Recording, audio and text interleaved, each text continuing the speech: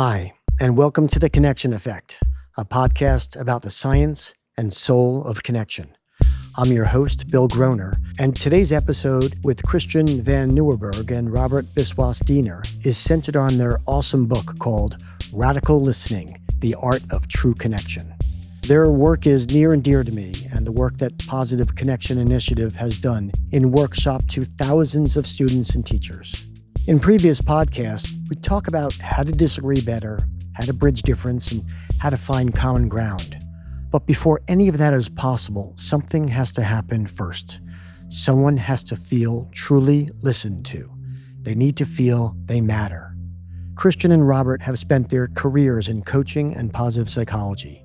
Their ideas are simple yet hard to live by. Listening isn't about staying quiet and giving somebody the floor. It's about leaving no doubt in their mind that the others are seen, valued, and heard. Radical listening can be counterintuitive, as sometimes the most respectful thing you can do is to actually interject. It also means going into a conversation with a clear intention. What stayed with me most is something Christian said. Every conversation is an opportunity to either build or erode connection. That's true with our closest relationships. It's also true with a stranger at a checkout counter. So let's get into it. Here's my conversation with Christian and Robert. Wow, I'm really excited for this episode. I'm about to talk to two kindred souls. Christian and Robert, I want to welcome you to the Connection Effect podcast. Thanks so much. Nice to be here. We're really excited to be here. Thanks so much for inviting us. We love talking about this, and to talk with kindred souls is going to be such a treat. I will be focusing on your fabulous book about radical listening, but clearly your body of work respectively is much more vast. And maybe if you could just to start, give our audience a sense on your background. Christian? Okay, thanks so much for that. Robert and I, there's huge areas of overlap, and that's the integrating coaching and positive psychology.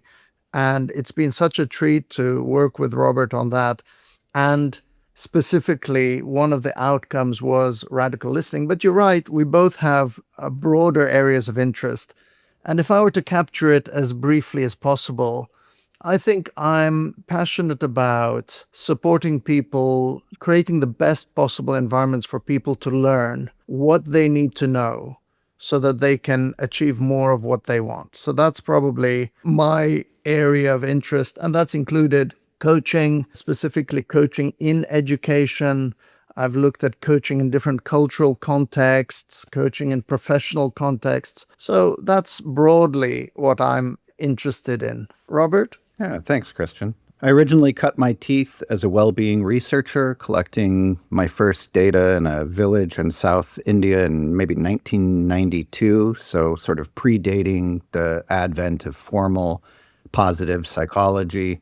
And for many, many years, specialized in questions related to income and happiness and how happiness varies across cultures and societies. And then over the years have broadened the scope of research to what I perceive as holes within the field of positive psychology. I'm interested in what's not being talked about, what's not being studied, but not just to critique the field.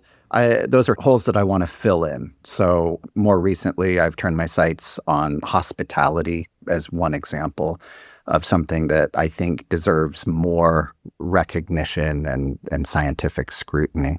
Yeah, one thing I like, Bill, about working with Robert is he calls it that himself, but a positive provocateur. So he provokes, asks questions that I think the field needs to address. And, that's why it's so wonderful to work with Robert. He's always challenging my thinking, and we're coming up with, as a result, innovative ideas. My love about the concept of connection is I'm always looking for 1 + 1 = 3. Where is it that we can integrate with some other person, some other idea, something else, and be more than just the sum of the two? And that almost, Christian, sounds like what you were mentioning in terms of your work with Robert. Exactly. You've got it exactly right. The book Radical Listening, it's one example of our work together, but I don't think I could have written that on my own. Robert wouldn't have written that book on his own. So it is really a case of we were able to share something that's bigger than just the two of us. So that is a good example. And we were pretty intentional while working on the book, Radical Listening. As you know, the subtitle is The Art of True Connection. And we were pretty determined that in the process of writing the book, that we would be role modeling that kind of connection and that kind of listening to each other in ways that show that we respect and value the other.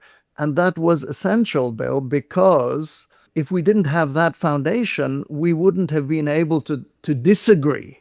So the good news is we were actually able to disagree in ways that were respectful to one another.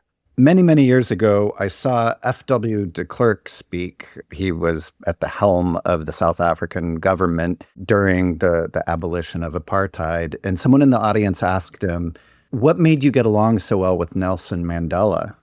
And he said, I didn't get along with him at all. They don't give the Nobel Peace Prize for people who get along well. They give the Nobel Peace Prize for people that are able to put that aside and work together. And while Christian and I are not F.W. de Klerk and Nelson Mandela by any stretch, it's interesting that in many ways, Christian and I are quite different. Christian, I think, has a lot more natural humility than I do. He prioritizes respect over almost any other thing. And there's sort of a quiet peacemaking way about him. And people perceive me as a little bit more brash, perhaps intellectually brash, for good or ill. And there are so many ways in which that dynamic could go wrong. We could just have a relationship where we just argue all the time. Yeah. And we do engage in spirited debate from time to time. But more than anything, I think we really respect one another, and that's the thing we have in common. And so we are interested in how we can bring the best of each of us to the table. And I think that really has been sort of the secret sauce in our collaboration. At the risk of bearing a lead, you talked about how an underlying respect can create the foundation for conversation regardless of the differences in perspectives or values. How huge a point is that? I mean, just in terms of a society that's looking for ways to get along better. And the question is, does radical listening, which we'll get into, result in respect, or does respect result in radical listening? Or is it a false binary question? Just what's the relationship of the two? It's a really intriguing question. Christian, what do you think? I believe that radical listening sets the scene for respectful interactions. And, I know we'll go into it in a little bit more detail, but the particular skill of acceptance, of accepting, that's really where this becomes possible.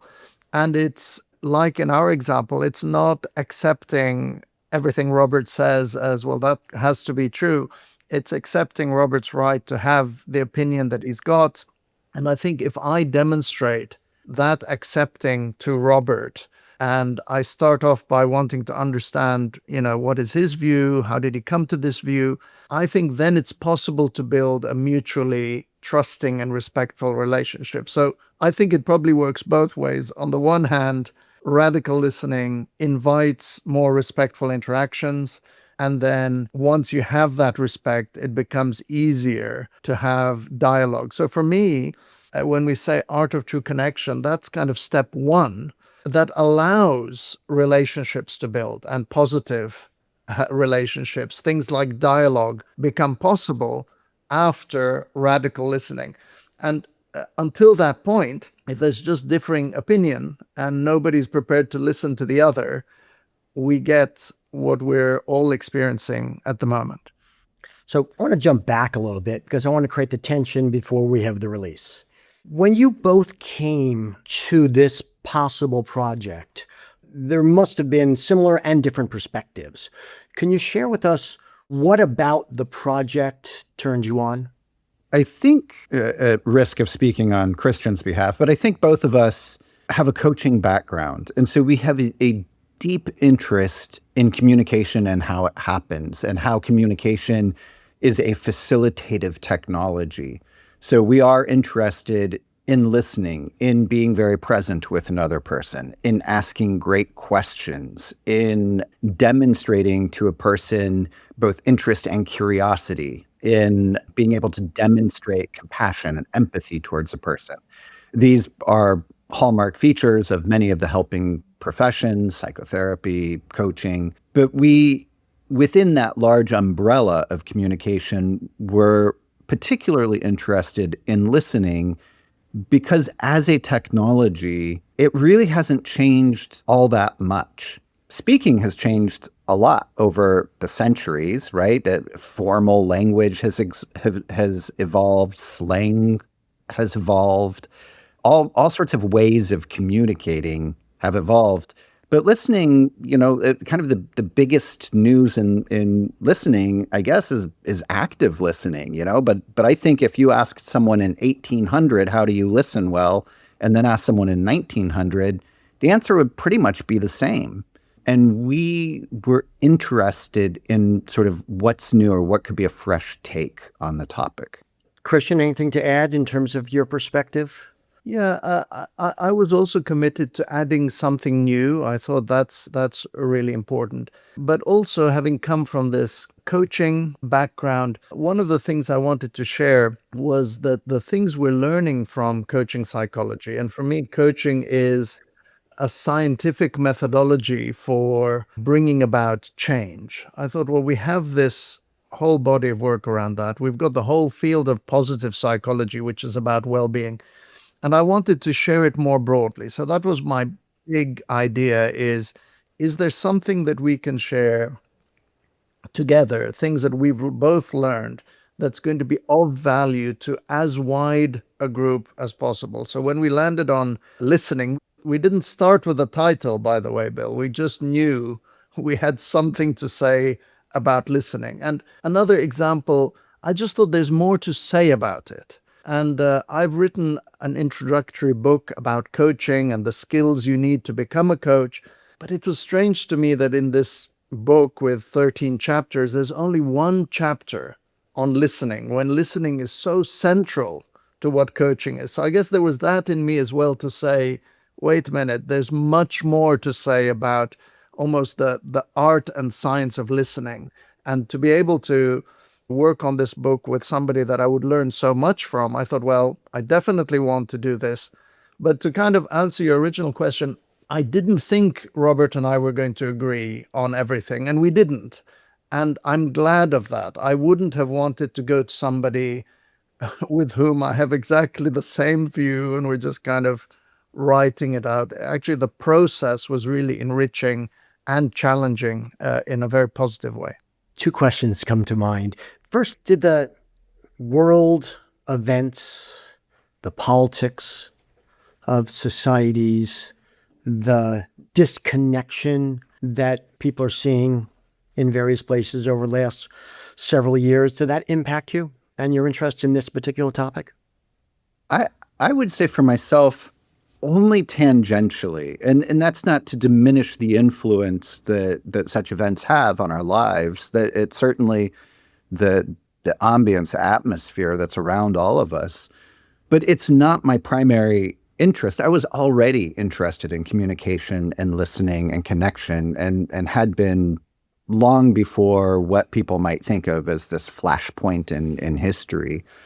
That said, once we started talking about listening with people, they wanted to know, could this be a remedy for some of the ills and division that we face today? And Bill, just to be contrary, for me it was central, but maybe not explicit, right? So here we had this opportunity to write a book. And as I said, my main driver was, great, I get to work with Robert. But I did grow up in a war zone. I grew up in Beirut, in Lebanon. And so this idea of polarization, I saw it literally. And, the polarization was to the extent that if you're from the different point of view, you're going to get taken out of your car and shot. So this importance of dialogue has always been of interest to me. And it's too, I'm making such a great claim to say, well, I hope that the book will help in some way. But I do think some of these ideas about accepting that, people having different ideas is okay, and allowing that, and that is the basis for dialogue.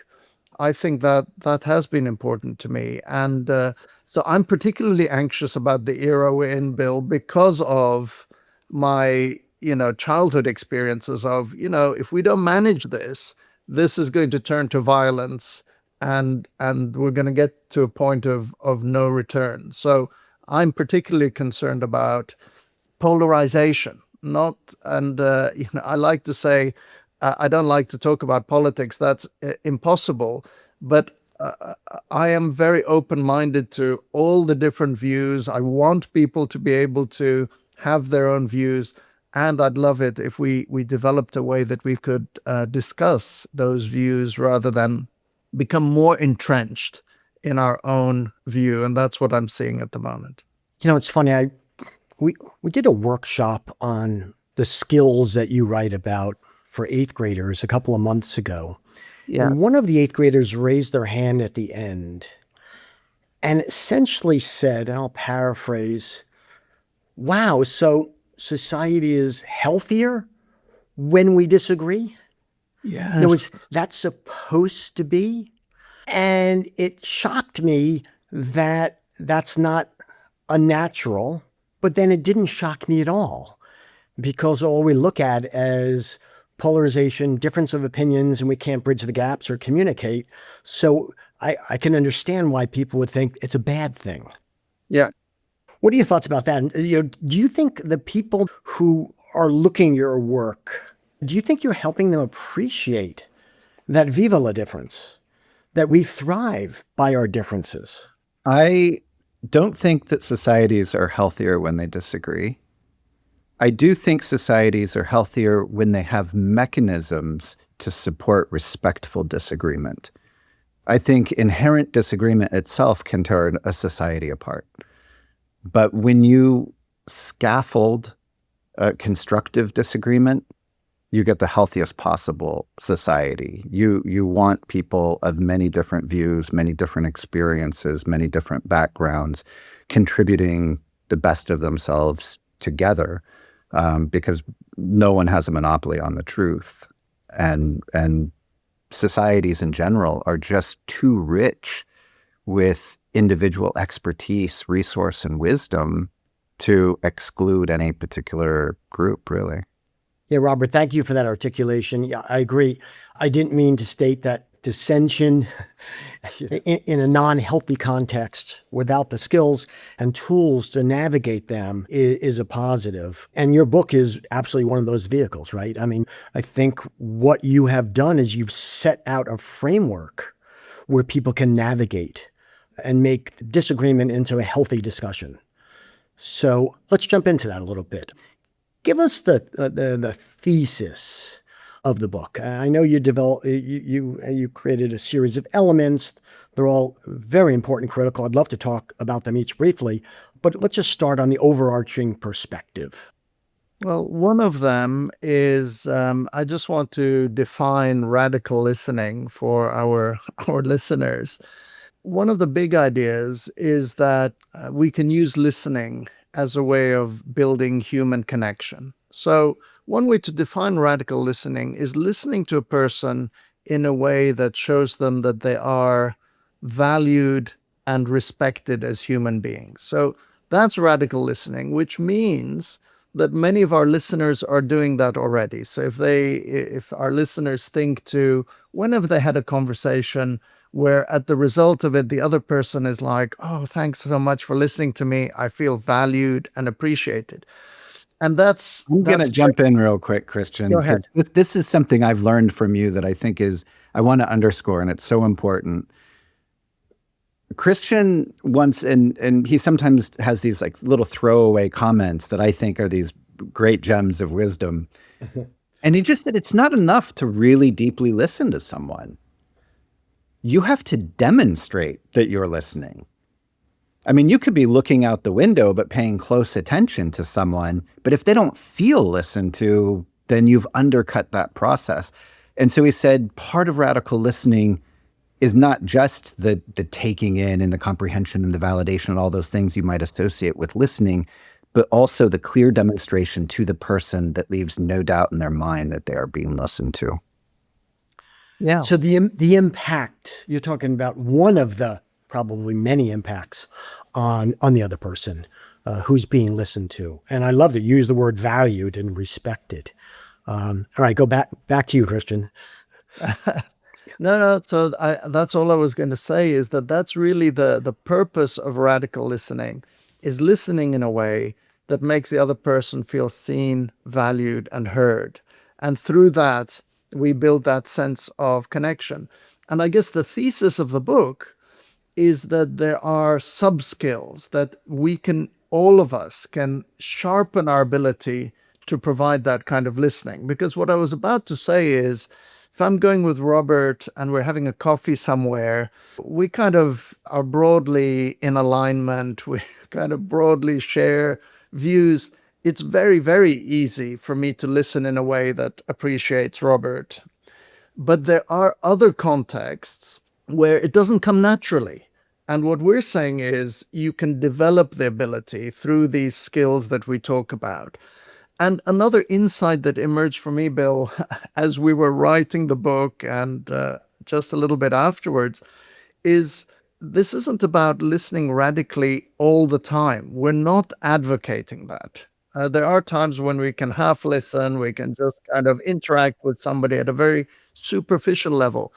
Radical listening is for when either that person is important to you personally or professionally, then it seems to me sensible for us to be quite intentional about investing in that relationship.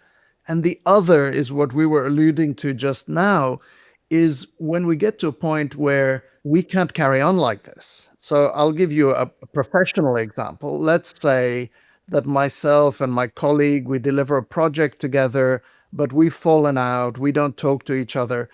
That, maybe I don't value that person so much that I'm thinking I must invest in that relationship.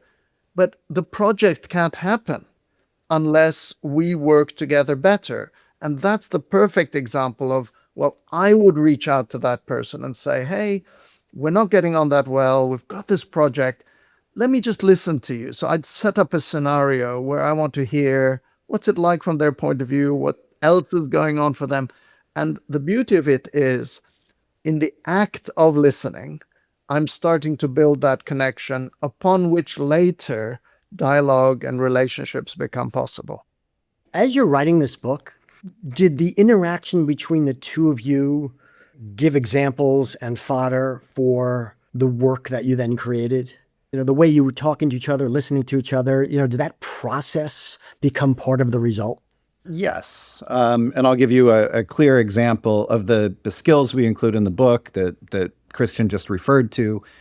One of them, and perhaps the most counterintuitive of them, is interjecting.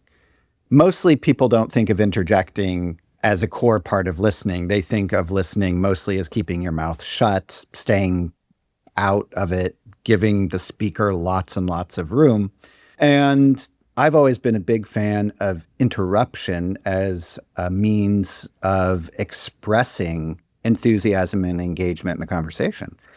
That if I jump in with an aside or with a joke or with a follow-up question or whatever it is, I'm telling you, I am right here with you. Now, people from different cultures will have a different take on that. That's fine. I recognize that listening does differ across cultures. And Christian comes from a culture that is less immediately receptive to that particular stance. At the time, I was calling it interruption, and I was saying, oh, isn't interruption so great? And Christian was saying, yeah, but maybe not. Of course, he was waiting his turn before he said that. But eventually, he just replaced the language, and he started calling it interjection. And that forced us to kind of think through, at least semantically, well, what would be the difference between interjection and interruption? And what we ultimately came up with, and this is the thing that emerged between us rather than from within either of us, is the idea that interruption steals the podium. It's like, you're not talking anymore, now I am. And that's perceived as rude in any culture. Right. Interjection, by contrast, is jumping in and then jumping immediately back out. So I might speak over you just quick enough to ask a follow-up question, and then I get out of the way again just as quickly to give you the opportunity, the microphone, to continue talking. And we started sort of tracking that in our own life, but that was a very kind of respectful, emergent concept that came about because of a legitimate difference that we have. Well, I loved the development of that. Thanks for sharing. But I also love the nuance and the context you just shared. Because yes, some of us think when I interrupt another person, that shows what I'm thinking or about to say is more important than them and it's disrespectful. But you're right. What if you're just saying something with enthusiasm? What if you just it sparks another idea or thought and it advances the conversation? So it's not one size fits all about don't ever interject or interrupt. It's context-based and nuance-based. Exactly, Bill. Exactly that. And I've just interjected now. Apologies. But I love that. And just to build on the example that Robert gave, I've changed my practice as a result, because before writing this book, I would never interject. I would say, no, it shows that I'm not listening. But in fact, having written the book, I now realize that me staying quiet for the whole time until the other person has finished saying could sometimes be interpreted as Christian's not that excited about what I'm saying. So I've actually changed my practice as a result. To me, it almost feels though intuitive of when is a positive interjection, when's an appropriate interjection. But you guys are in the business of training. You're in the business, you're a scientist. Your goal is to change human behavior and help people do better. So let's just stay with interjection for a second. It feels intuitive, but I'm assuming it's a skill that can be taught. So can you share with us a little bit about that? Sure. There are a few ways to interject well. The most common way that people interject, and if you look at the classic definition of interruption, it's just simultaneous speech. I'm speaking simultaneously with you. But we all do this all the time. You know, I'm telling a story and you say, no way, or wow, or nuh-uh. That's technically an interruption because you're speaking over me. People never clock that as an interruption. They don't even recognize it. They just think it's a normal part of conversation. So already you're doing some interruption that is well delivered and has very little negative consequence. When you ramp up to something larger, such as asking a follow-up question or an interjection question, what you get is an opportunity to do something stylistic. You might, if you feel more comfortable, say something like, oh, do you mind if I jump in with a question, or do you mind if I ask about this? And so there's sort of a permission built into that.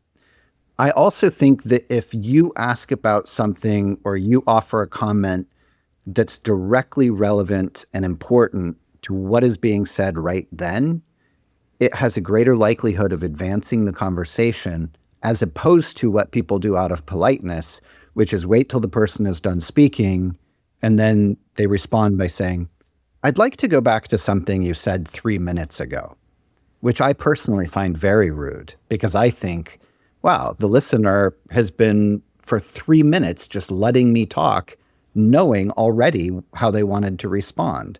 That was 3 minutes wasted where they weren't truly listening to me. So it's sort of like if there's something important in the moment, pounce on it. Yeah, Bill, I want to give a lived example from literally today. I was talking to a colleague and they said something like, oh, sorry, I wasn't able to do this thing that we agreed on. I only did it last night. You know, my partner's had a bit of a health scare and carried on. And I jumped in, I interjected to say, oh my goodness, is your partner okay? So that's an example of kind of, there's an emotional moment there that'll be missed. So I guess the decision making is this interjection going to further the relationship, or is it time sensitive that I make it now? And the no way is a perfect example of that. Somebody says, I just bought my new car. What? You got the car? That has to happen right then. But believe it or not, I was one of those that Robert talks about. I would wait to the end. And what I realized is that could actually divert the conversation, because I'd wait till the end and I'd say something like, oh, what kind of car was it? But maybe we were headed somewhere else. So the doing it at the right time. But it comes back to what Robert said about demonstrating beyond any doubt that we're right there with the speaker. And that does that, because the moment they say something bad happened, I'm commiserating. The moment they say something good happened, I'm jumping in to celebrate, or I'm jumping in to say, "What? Tell me more about that," even before you go ahead. That shows I'm right there with you. And that, for me, is more important, and I wouldn't have said this before I wrote the book, more important than this perceived, I'm going to respect the fact that you've got the floor, therefore I won't interrupt under any circumstances. It's more important to show you're right there with them than to be super respectful to the extent that you don't share anything. I'm sitting and thinking, again, just from a behavioral approach. First, I think what you're saying is that it's an in-the-moment calculus. But that calculus includes a lot of what you just said. I mean, the two of you just shared some really profound, it's not a simple, A or B. It's much more vast. And is there an easier way for all of us to navigate that cost benefit? Is there I hate to use the word mindset, because the science of mindset and the way it's used anecdotally are diverse, but is there a thought you can have coming into a conversation that will better prepare you to make these decisions? Yes. I think, yes. And that is what we talk about as positive intention.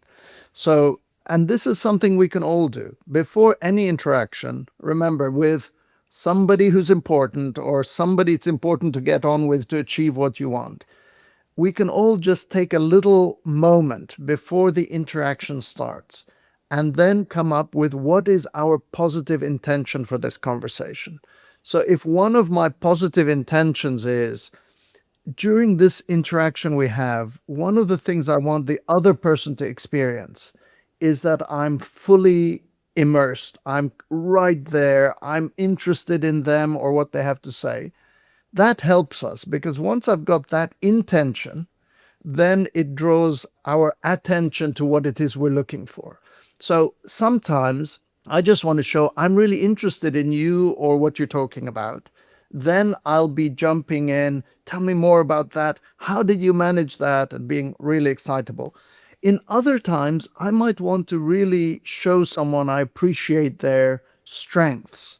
So if my intention is I want to acknowledge a person's strengths, then I'm going to be paying attention for, oh, I really admire how patient you are, or I really admire how you take time to think things through. So I do think that the primary thing is going in with a clear intention so that we can notice the things that we want the other person to experience.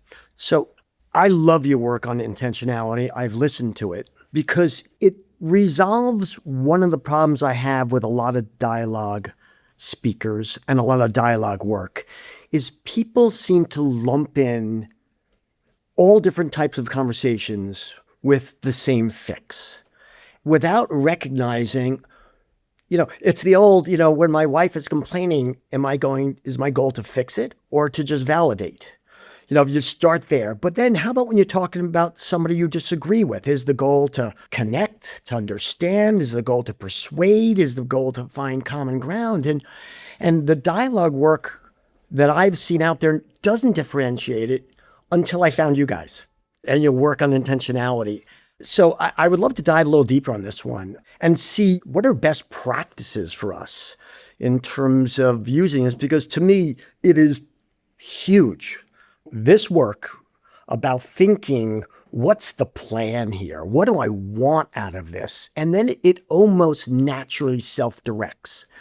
So, Robert, would you want to share your thoughts?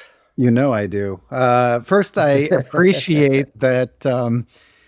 I appreciate that you're picking up on this point because I think of this as sort of the main contribution. Actually, I don't know if Christian would agree with that, but this idea of intentionality, I think it's common for people to assume that listening is just sort of like radar, like just these beams that go out into the environment and pick up on anything that might be out there. Like I'm just listening to the words you're saying and paying attention to your posture and your word choice and your emotions and your cultural background.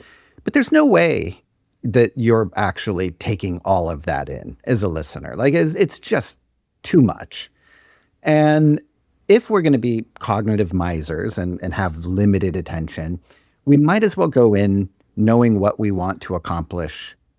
Do we want, as you say, Bill, to connect with the person? So I'll give you two quick examples that will bring this to light. Your background is as a litigator.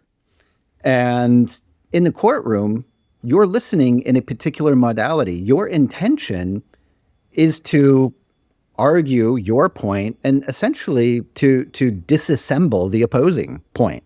And that intention is directing what you're paying attention to. So you're more likely to pay attention to spurious arguments, weak evidence, anecdotal evidence, inconsistencies, uncertainty. And you're really, the lion's share of your attention is on those things because that is how you argue effectively. By contrast, if you're with a group of friends and you want to entertain them and that is your intention, you're going to pay attention to an entirely different set of variables. You're going to pay attention to pauses in the conversation because pauses are where you insert jokes. You're going to pay attention to quirky words and thoughts because those are the funniest bits. And so anytime you can go into a conversation thinking, I want to connect with this person or I want to learn from this person, and you're clear on that, it is going to focus what you pay attention to, and you're essentially going to become a more focused, more laser-like, more efficient listener. I mean, I'm just pausing because of how profound this is. I think we're all in the business of like, how can we help each other be our best selves, be our best society? And I think this is just so significant because it feels as though, and I'm going to be practicing this a lot now, once you have that intentionality, so much becomes natural. The cost-benefit analysis, the decisions that you're making, because you already have this sort of overarching direction. And we're all smart people. We know how to talk. We know what interruptions do. A lot of these things are intuitive, but you're putting them into a place and almost into a natural structure. So let me ask you, have you both individually in your lives become more intentional in your conversations with people? Yeah, Bill, that's for sure. Much more intentional. And when I look back, I'm agreeing with what you said, Bill, and thanks again for spotting that nuance.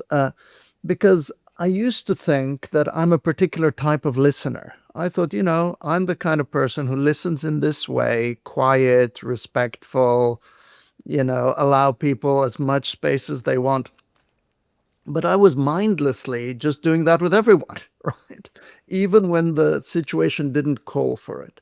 So now there's two differences to my practice. One is when the relationship is important, I'll think, okay, I'm going to be listening to the person in this way. And that includes my own son. I'm going to, get in touch with my son. I'm going to call him and I'll be thinking, he's had a tough day. Today, I just want to listen in a way to appreciate. So I'm intentional. The other new practice for me that came out of this book is sometimes being explicit about my intention. Sometimes I will say, look, I just want to be as helpful as possible right now. I don't know what I can do, but I just want to listen to you as you talk this through. So I like this idea even of being explicit about our intentions. You could say to somebody, you and I, we know each other really well, but I just want to listen to you, to appreciate you, or to acknowledge everything you've done. And I love the idea that radical listening might create opportunities for people to kind of revisit relationships that they have, because I've just talked about important relationships. For many of us, family, friends, those are the most important. But the risk is we take those for granted, right? A lot of readers of our book are like, yeah, I'm going to take it into my workplace. When I'm working with clients, but I'm also thinking, sometimes those most important relationships need a reset. And I would say the reset button is radical listening. I recently used this in a setting where I went out with friends for dinner. And these friends are notorious for complaining about the current political situation in the U.S. And in the past, I have a very positive perspective on things. Without realizing it, my goal had been to convince them that it wasn't as bad as it was. And no, you're giving me a thumbs up, but that never succeeded because they wanted to complain. And as a result, we would leave the dinner table, and it was not a nice night for me and probably not for them. They didn't feel heard, and I didn't feel as though I had an impact.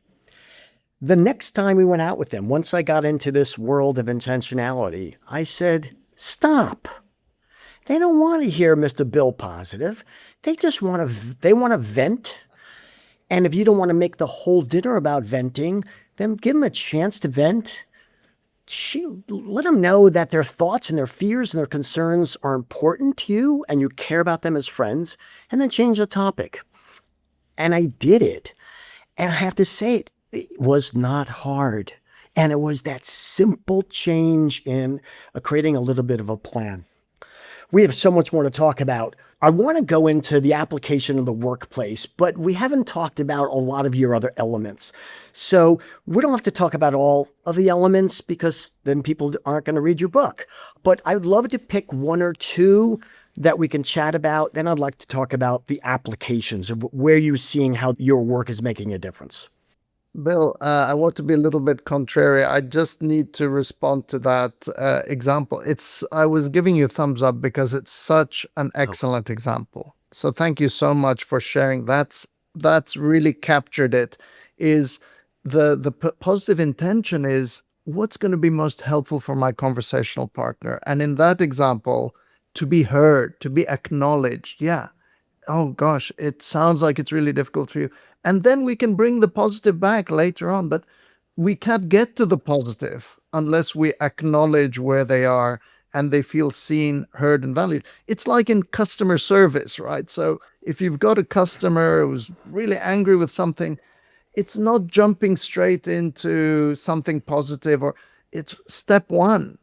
They need to be heard. They need to be respected. There's something they need to say. And so, yeah, I love that example. Before you answer my question, I need to jump on that because you've said seen and heard multiple times, and I'm dying to talk about this. And I didn't know if we'd have the time, but that is the world of mattering. And I'm an Isaac Pilotensky freak. His world of mattering, once we heard his lecture in our class, changed my life and almost all my classmates forever. How did it change your life? I look at existence, well-being, and one of the most critical aspects. I mean, I'm a positive emotions guy. I'm a meaning person, but I'm a mattering person. That don't we all want to feel that we matter? Yeah. What's the goal? What is existence about? Isn't one of them is that we matter. We're all in this crazy place together. Yeah. I love talking to strangers. One of my favorite things is to go to the cashier at the checkout. Because I know in your work, you guys have talked about these interactions, listening could be 5 seconds. And I literally, sit and I stand and I ask, how you doing? How's your day? When you getting off? But I'm doing it and I really care. I want to tell that person that you and I don't know each other, but God, we're on this planet together. It's a glorious planet. And in this moment, I care about you and I want to talk to you. And the eye-to-eye contact and the energy I get from that interaction blows my mind. And the only way I can describe it, Robert, is mattering. I told them they matter. They looked at me and said, thank you. You matter for making me matter. Life is worthy. And I just look at that context, I look at that lens almost all the time now. I love that, Bill. Thanks for sharing that. I'll tell you that fairly recently when I was at the grocery store, I asked the person, do you ever feel competitive with the person who is unloading their cart? Because I'll tell you what, I'm always trying to unload my cart faster than you can ring the items up. And I always feel like we're in a race together. How do you feel about it? And it led to a really good discussion, albeit just a minute and a half discussion because it's a quick checkout. But suddenly we were actually treating one another, not just in our roles, checkout clerk, but as people with desires and thoughts and attitudes. But wait, you also told them, I want to know how my actions impact you. Yeah. That was such care. You just sent them. I mean, I don't want to get wonky on love, but geez, I think a lot of this is all about love. I mean, you just sent them love. Well, yeah. And also make no mistake, I'm trying to beat them. Well, one of Robert's strengths is playfulness and humor. And that's a perfect example of where you're using a strength that you already have as a way of connecting with others. That's a really funny story as well. I love it, Robert. That's a great example. But I wouldn't do it because I grew up in England. The Robert's ability and yours, Bill, to just chat to anyone is something I really admire, because there was one place we went into near Squamish, Robert, remember, there was a person reading a book in a coffee shop. We were in a coffee shop.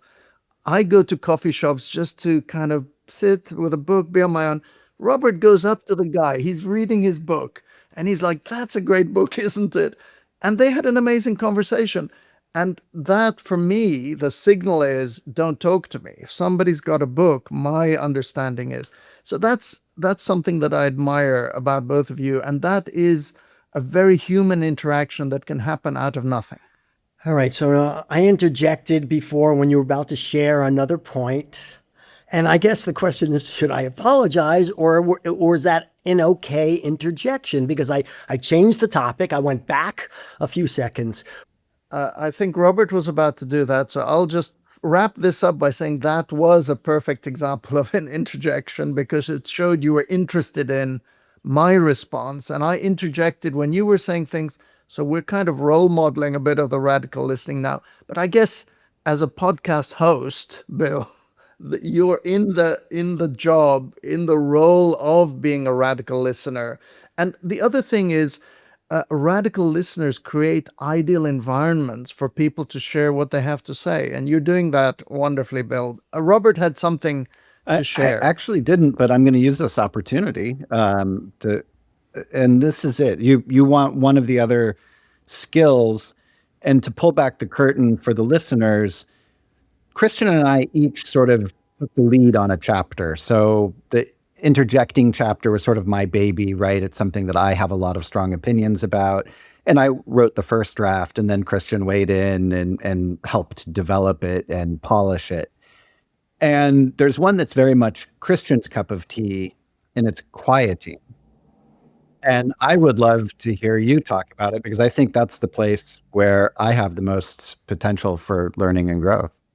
Yeah, well, thank you, Robert. And I would probably pick those two chapters as the ones where we had the biggest difference. The other difference, which is really significant, is something Robert mentioned already, which is I put having a respectful interaction above sometimes sharing information that's necessary. So that's something for me to learn more about, is I sometimes don't have the conversations that are necessary, because even the risk of offense means that I don't share something. And there are times when I think it would have been more helpful for the interaction if that had been shared. So that's just a little aside. But quieting, look, there's actually 3 elements to this. And element one is an obvious one, is if you're going to listen to somebody, you try to create an environment where there aren't external distractors and noises. And so if you want to show somebody that you really value what they have to say, things like turning off your phone or putting it away or saying, should we sit in that corner there? Or I'm going to turn off all my other alerts. That's a signal of external quieting. I'm trying to make the environment quiet so that I can hear exactly what you have to say. And that shows intention, because I'm saying you're more important than all the other stuff. The internal quieting is to do with anything that's going on in our heads that might be distracting us. So that includes our self-talk, our own inner critic, our tendency to want to give advice. So any kind of thinking that's going on when really we should be listening to the other person, that's the other aspect of quieting. And, again, I want to be practical. You've invited us to do that, Bill. The practical thing here for our listeners is maybe to turn our focus on noticing. If we can really put our focus on, I'm trying to notice everything that's happening in this interaction, that overcomes our tendency to start problem solving or have some thoughts. The other practical strategy I have when I notice myself going inward and thinking, oh, maybe I shouldn't have said that, or I wonder if they're interested, I say a little mantra to myself, which is, I'll think about that later. But I'm going to think about it later because I want to give this person my full attention for this amount of time. So those are the two elements we talk about in the book. Christian, you said there were three aspects of quieting. Yeah. The third aspect is kind of a little bit less clear. The third aspect is this ability for us to listen to ourselves. And this is almost like radical listening to ourselves, so that we become better at hearing ourselves. And this is getting into kind of love territory and all of this. So I want to kind of minimize it, but to highlight actually, my recommendation is get good at really listening to others. This radical listening to others, my suggestion would be perfect that and then apply it to yourself to say, right now, what is it that I need? And if I put all the distractions of everything that's going on, what is it that what is it that I'm saying? Am I hearing myself? So that's a kind of we don't even go into this a lot in the book, Bill, but it's an area that I've become more and more interested in. And people have often said, and that, the listening to self also involves compassion, being compassionate to ourselves. Many people, especially in Western countries, we're pretty tough inner critics because we got to achieve more, we got to do better, we got to do better with less. And come on, Christian, you got to. And so part of listening to ourselves is listening to ourselves with compassion as well. So that's a whole area. But I think we need quiet. We need to have some kind of practice which allows us to really listen to ourselves. Boy, when I did some research about your work and I was looking at this noticing and quieting, I really related to it significantly. I'm very into connection to self. What are our thoughts? What are our emotions? What are our fears, our obstacles? Where's our head at? Because I think unless that's settled, you can't present yourself best to others. And I think this is what you more, in a more articulate way, have set forth in the book. And I love that. Just anecdotally, the other day I realized, I love to think. I want to think all the time. And I find that my distractions when I'm talking to my wife is me thinking. It's not that I'm not listening. It's just that I'm always thinking about things. And I've changed my perspective. So when I walk in, I tell myself, put everything else away. To yourself. Put your thoughts, your plans for the rest of the day, everything, and just be present, be mindful, be there. And I'm thinking of those words, present, mindfulness, which are similar, but you're doing it, I think, in a more technical way. And my gosh, the difference in those conversations, there's almost no effort for me to be a great listener because I'm right there with her. It's just natural. And so I love your work on quieting and on noticing and on connecting to yourself to be your best self before you engage. Yeah. And that's an example of radical listening right there, the example you gave. And I love real examples. And Robert and I are really keen for anybody who's listening. Our invitation is just try some of these things out. And Bill's example is the perfect one. If you're going into an interaction with an important person, just say for the next however much time, 10 minutes, I'm going to put my stuff to one side. I'll think about it later. I'll come back to it and give somebody your full attention.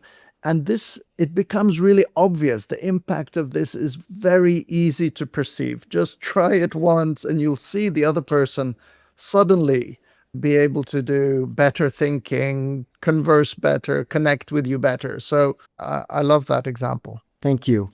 I want to turn our attention just for a couple of questions for the workplace. You're both coaches. Coaching doesn't necessarily require workplace, but I know that you both do a lot of work in the workplace. And I'm wondering how your body of work can impact the workplace and what you're seeing. There are so many ways in which listening is foundational to effective work. And it's a sort of cradle to grave in recruiting, for example. I've had conversations with people who want to listen better as a recruiter. Think about the interview process. That if you listen better, you're going to make better decisions about hiring and placement. Once people are onboarded, leaders must listen, right? You're better able to make effective decisions under conditions of uncertainty. We know research is suggestive that leaders who are perceived as listeners are perceived as stronger leaders, more effective leaders. Teams that listen in a respectful way have a better felt sense of safety for one another and their team culture. Listening to customers is of vital concern for many businesses. There's virtually no aspect of business where listening isn't an important bit. One of the big issues, though, is convincing people that they can do it even better. There's a certain hazard in that of saying, you're not doing it well. And I'll give you a quick example of this. One of the things that Christian and I talk about is this phenomenon we call walk with me, which is someone wants to tell you something and you're busy, you're headed to the next meeting, and you're like, great, I've got a meeting in 5 minutes, walk with me and tell me. And what you think you're doing is really giving this person some of your limited time. But it can come across to the person who wants to tell you something like they're playing second fiddle to the meeting you're about to walk to. That your mind is already in your meeting and you're giving them sort of half attention at best. It can feel dismissive. And sometimes when I have brought this up with leaders, I'm really surprised that one of the common responses is, yeah, but I have to do that. It's immediately defending that as a position rather than, oh, I've never really thought of that. Or maybe I should start tracking how often I do that. Or I wonder if I do that more often with women supervisees than with men supervisees. I wonder if there's some inherent bias built in there. And that's what I would really hope for them. Not that I think it's always bad to say walk with me, but I would really hope that people just start thinking about their listening habits at work and what they're communicating. And I think sometimes it's probably harmful and sometimes it's probably okay, but I want people to just audit their own listening practices. So it sounds like, and I guess this really makes sense across the broad swath of the concept of growth, that people who are going to be most receptive to growth have a humility that allows that first door to open. The managers probably need to know that they want to grow and they can always grow, to be open to, your work on how to do that. Or, sorry, let me back up. You just gave a couple of self-reflection exercises almost, or questions to them about why don't you go listen to how whether you do this, and maybe that can develop that humility. Bill, it's a great example. And, in terms of self-reflection for people who work in organizations, just to reflect on how many conversations do you have in a day, right? In your professional role, how many conversations you have, and to kind of reframe it. Every conversation is an opportunity either to build or erode connection. And if we see it in that way, then every opportunity, every time you say, just walk with me, unfortunately, you're damaging a relationship that could have been built. And I don't want this to be the motivation, Bill. So I'm kind of reluctant to say this. But if you want to get better results, but I don't think this should be the motivation. I think you're going to get better results if you show people you're interested in them and you value them. This idea of the extra mile or discretionary effort, that comes because you think, you know what? My manager really values me. My manager sees me. My manager values what I do. You're going to get much more than, and Robert is right. I hear it all the time. Managers saying, and I was in a workplace when I saw this, managers talking to their employee. Suddenly they get a phone call. They literally put their hand up like this and said, I got to get this. They're talking to somebody. They put their hand up and said, oh, got to get this. And then I challenged this person on it because they were one of my clients. I said, I just noticed, oh, no, that was a really important call. I needed them to know. And so this defensiveness is there, Bill. But I guess my argument is, if you want better results at work and greater well-being, it's a low cost. This is a low cost intervention that all of us have the ability to do. So that's my recommendation is try these things out. They may get you better results. And we really need to see, everybody, each one of us, we need to see better results if we're going to adopt new behaviors. But I'm confident that if you try some of these things out, you'll see a change in interactions. And in the world of AI that we're in, I don't want to bring this huge topic in right now, but in the world of AI that we're in, I think human to human, real interactions are going to become more and more valuable.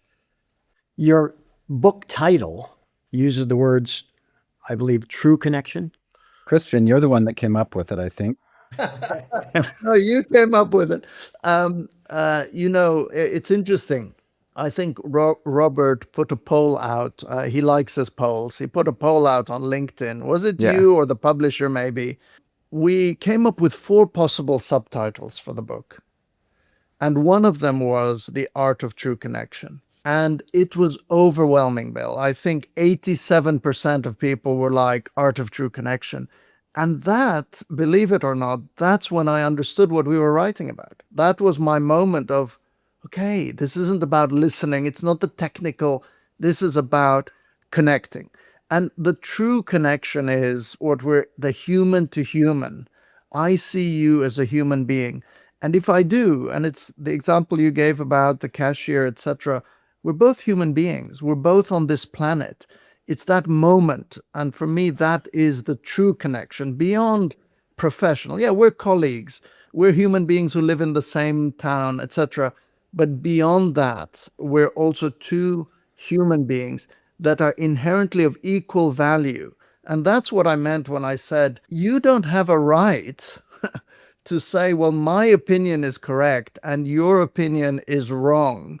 Because if you have that right to hold an opinion, so does the other person. That's coming back to this idea of accepting and this idea of true connection as 2 human beings who are equal in the sense of at that human level. And I know, Bill, that's a view that you share with us. And this is why this conversation has been, for me, so enriching. And I really appreciate this opportunity to talk about some of the nuances that you've really expertly identified. Thank you, Christian. And boy, thank you for that eloquent response. And I love the overlap of science and spirituality and meaning and many other things about what comprises human existence. I'm going to end with 2 questions to both of you that, to our listeners, they have not been told these questions. What is one hope that each of you has for either individuals or society. But the second question is, what's one belief that you have that hope can be realized? I mean, my hope is a broad one that won't be too radical, and I think shared by most people. And it's just sort of the hope that we evolve in some way socially, where people are more respectful, where people are more peaceful, more collaborative, and so forth. But the part of your question that really intrigues me is, what evidence do I have for that? And I know that we live in a day and age where people of generations like to shake their fists at one another. It's just one more divide, right? The elders are like, back in our day, we did it right. And the youngers are like, you dinosaurs don't understand the way things are. But when I interact with young people, it gives me great hope, because I think they are extraordinary. And I have very little patience for criticizing young people for all these supposed, faults. That the young people I interact with have values, have self-knowledge, are loaded with skills and strengths, and it gives me great hope for the future. Wow. Yeah. Christian? Great question, Bill. Thank you for asking that question. My hope is for better interactions between people. And I'll stay in the professional domain for now. That's where I've been doing my executive coaching. And I know how important the relationships are between staff in an organization. What your manager thinks of you goes right beyond the organization. It goes from the organization, the employee takes it back home with them. How they feel has an impact on their relationships. So I think this is the point of, can we, in professional context, improve the quality of conversations between people? Because that increases connection, it increases well-being. So this is why I was reluctant to limit it to, you're going to get better results. But I also believe that. So that's one of the reasons I'm hopeful, is that if we can show that having more positive interactions in the workplace leads to better results, then we're going to get increased well-being. And we need some way to encourage people to adopt these things. The other reason I'm hopeful is, I've experienced positive, mutually humanizing interactions as a coach. And I want to come back to what I said at the beginning. Robert and I were both like, in coaching, we've taken time to study what's necessary for people to feel psychologically safe. How do you create environments where people have a voice? We've studied that. And I know that investing time in the relationship leads to more positive outcomes. And so my hope is that through this book and others like it, we can share some of these. They're not secrets. It's just that we've focused on them in coaching because it's essential. We need it in order to be effective. And I hope that we can share some of this and people can see, oh, you know what? Making minor changes can lead to really positive outcomes. Robert and Christian, thank you for your contributions over many decades to human well-being, and particularly what I consider to be a fundamental building block for society well-being, which is interpersonal relations, communications, respect, caring, showing that we each matter. Thank you so much for being guests on the Connection Effect podcast. Thank you so much. Thank you so much, Bill. Excellent. Thanks so much. Wow, that was truly clarifying. And what I'm going to take with me into my daily life from this conversation with Christian and Robert is the idea of positive intention. Before a conversation that matters, pause and decide what is your goal and what you want the other person to walk away feeling. Then let that intention guide how you interact. As you move through your own life after this conversation, I invite you to sit with these questions. In your most important relationships, are you listening to understand, or are you just waiting for your turn? And even more critically, what is the goal of your conversation? To connect and understand, to allow the other person to vent, to share your perspective, to persuade somebody else, or maybe to find common ground. Once you become aware of that intention, the path to reaching that goal becomes much easier. Connection isn't something we solve once. It's something we practice again and again and again in small human moments at home, at work, and yes, even with the cashier at the checkout counter. If you want to continue reflecting on this, join us at connection.net/Substack, or listen to our next podcast, which is our after show, where a group of us unpack these ideas even further, not just intellectually, but practically. Thank you for your curiosity. Thank you for being willing to listen a little more radically. And thank you for being part of this growing community that believes connection to ourselves and to each other is a cornerstone of individual and societal harmony. I'll see you next time.